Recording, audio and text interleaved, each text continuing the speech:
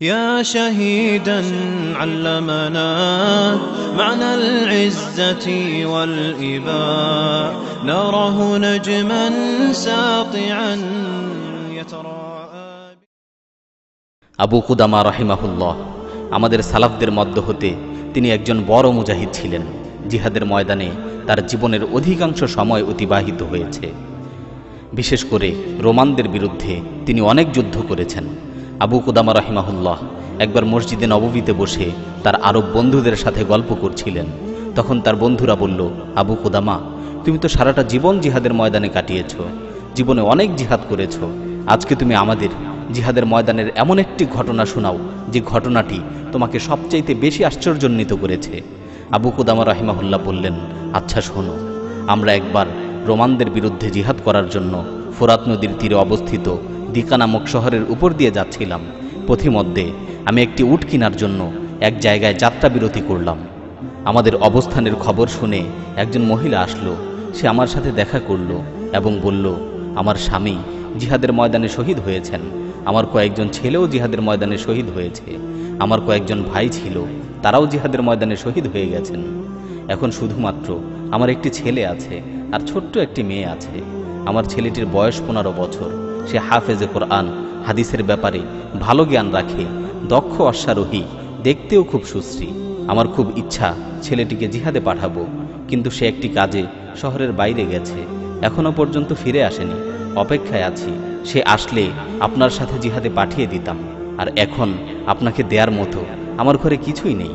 আফসোস, এত মহান একটি জিহাদ হচ্ছে আর আমি এটা থেকে বঞ্চিত থাকব, এটা তো কিছুতেই হতে পারে না।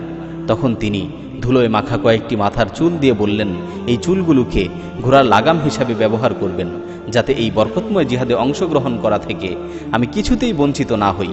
আবু কুদামা রাহিমাহুল্লাহ বলেন, আমি চুলগুলো নিলাম এবং তার ছেলেকে দেখার জন্য কিছুক্ষণ অপেক্ষা করলাম, কিন্তু তার আসতে দেরি হচ্ছে দেখে আমরা গন্তব্যের দিকে রওয়ানা হয়ে গেলাম।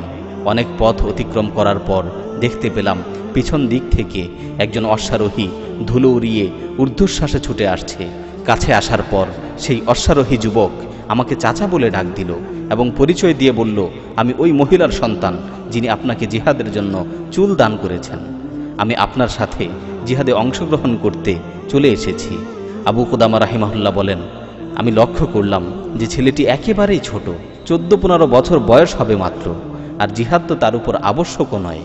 তাই আমি তাকে লক্ষ্য করে বললাম, বাবা, তুমি বাড়িতে ফিরে যাও, তোমার মায়ের তো কেউ নেই, তুমি বাড়িতে গিয়ে তোমার মায়ের পাশে থাকো, মায়ের খেদমত করো, মায়ের দেখাশোনা করো। তুমি আপাতত ফিরে যাও, পরে বড় হয়ে জিহাদে অংশগ্রহণ করো।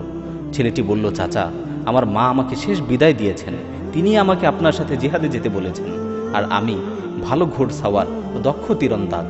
আপনি আমাকে সাহসী যোদ্ধা হিসাবে পাবেন, কখনো যুদ্ধ থেকে পৃষ্ঠ প্রদর্শনকারী হিসেবে পাবেন না। আপনি আমাকে সাথে নিয়ে নিন। অনেক কাকুতি মিনতি করার পর আমি তাকে সাথে নিয়ে নিলাম। আমরা কিছু পথ অতিক্রম করে এক জায়গায় তাঁবু গাড়লাম ও যাত্রা বিরতি দিলাম। মুজাহিদিনরা সবাই রোজা রেখেছিলেন, তাই সফর করে সবাই ক্লান্ত পরিশ্রান্ত।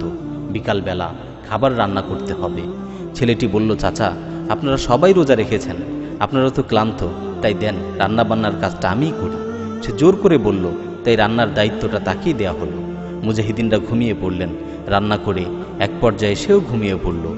আবু কুদামা রাহিমাহুল্লাহ বলেন, আমি ঘুমন্ত অবস্থায় ছেলেটির দিকে তাকিয়ে দেখলাম সে ঘুমের মাঝে মিটমিট করে হাসছে। আমি অন্যান্য মুজাহিদ সাথীদেরকেও বিষয়টি দেখালাম। ছেলেটির ঘুম ভাঙার পর তাকে জিজ্ঞাসা করলাম, তুমি হাসছিলে কেন? সে বলতে চাইল না। অনেক জোরাজুরির পর সে বলল, আমি দেখলাম স্বর্ণ রৌপ্য দ্বারা নির্মিত বিশাল একটি প্রাসাদ। প্রাসাদটি দেখতে খুবই মনোরম ছিল, চাঁদের নেই উজ্জ্বল। অনেকগুলো সুন্দর মেয়ে সেই প্রাসাদ থেকে বের হয়ে আমাকে অভিবাদন জানাতে লাগলো, আমাকে অভ্যর্থনা জানাচ্ছিল। তাদের মধ্য থেকে একটি মেয়ে আমাকে ডাক দিয়ে বলল, হে মার্জিয়ার স্বামী, মার্জিয়া উপরে আছে। আমি প্রাসাদের উপরে চলে গেলাম। উপরে গিয়ে দেখি খুব সুন্দর একটি মেয়ে বসে আছে, যার উজ্জ্বলতা সূর্যের আলোকেও হার মানায়। আমি তাকে স্পর্শ করার জন্য তাড়াহুড়া করছিলাম। সে আমাকে বলল, ধৈর্য ধরো, এখনও সময় হয়নি, আগামীকাল দুপুরে তুমি আমার সাথে সাক্ষাৎ করবে। এরপর আমার ঘুম ভেঙে গেল। আবু কুদামা রাহিমাহুল্লাহ বলেন, পরের দিন রোমানদের বিরুদ্ধে আমরা তুমুল যুদ্ধ শুরু করলাম। এক পর্যায়ে আমরা বিজয় লাভ করলাম, রোমানরা পরাজিত হলো। যুদ্ধ শেষে দেখা গেল আমাদের অনেক সাথী আহত হয়ে ময়দানে পড়ে আছে। সাথীরা তাদেরকে তুলছে, আমিও আহত সাথীদের মাঝে মনে মনে ওই ছেলেটিকে তালাশ করছিলাম। চারদিক ঘুরে ঘুরে দেখছিলাম সে কোথায় আছে, কিন্তু তাকে খুঁজে পাচ্ছিলাম না। হঠাৎ দেখতে পেলাম সেই ছেলেটি রক্ত মাখা অবস্থায় পড়ে আছে। আমি দৌড়িয়ে ওর কাছে গেলাম। ও আমাকে লক্ষ্য করে বলল, চাচা, আমি তো শহীদ হয়ে যাচ্ছি। আমার এই রক্ত মাখা জামাটা আমার মাকে নিয়ে দিবেন, আর বলবেন আপনার ছেলে তার ওয়াদা পূর্ণ করেছে, সে লড়াই করতে করতে বিজয় এনেছে, সে পিছু হটেনি। এতে করে আমার মা সান্ত্বনা পাবে। আর বাড়িতে আমার ছোট একটা বোন আছে, বাড়িতে তো কেউ ছিল না, তাই ও আমার কাছেই থাকতো। আমি ওকে অনেক আদর করতাম। ও আমাকে বাড়ি থেকে বের হতে দিত না, সবসময় ভাইয়া ভাইয়া বলে ডাকতো। আপনি যখন বাড়িতে যাবেন তখন আমার ছোট বোনটাকে একটু সান্ত্বনা দিবেন, আর আমার মাকে সান্ত্বনা দিয়ে বলবেন আমি শহীদ হয়েছি, আপনি সৌভাগ্যবান শহীদের মা। আর চাচা, আমি যে আপনাকে স্বপ্নে দেখা মার্জিয়ার কথা বলেছিলাম, মার্জি আমার মাথার পাশেই দাঁড়িয়ে আছে, সে আমার জন্য অপেক্ষা করছে। এই বলে ছেলেটি শহীদ হয়ে গেল। আবু কুদামা রহিমাহুল্লাহ বলেন, পরবর্তীতে আমরা যখন ফিরে আসছিলাম তখন সেই ছেলেটির বাড়িতে গেলাম। বাড়িতে গিয়ে দেখি দরজায় ওর ছোট বোনটি দাঁড়িয়ে আছে। আমি ওকে বললাম, তোমার মাকে ডাকো।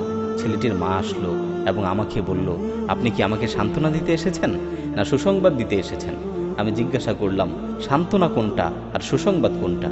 সে বলল, আমার ছেলে যদি সুস্থ অবস্থায় ফিরে আসে তাহলে আমাকে সান্ত্বনা দিন, আর আমার ছেলে যদি শহীদ হয়ে থাকে তাহলে এটা হবে আমার জন্য সুসংবাদ। আবু কুদামা রাহিমাহুল্লাহ বললেন, আলহামদুলিল্লাহ, আপনার ছেলে বীরত্বের সাথে লড়াই করতে করতে আল্লাহর রাস্তায় শহীদ হয়েছে, সে পিছু হটেনি।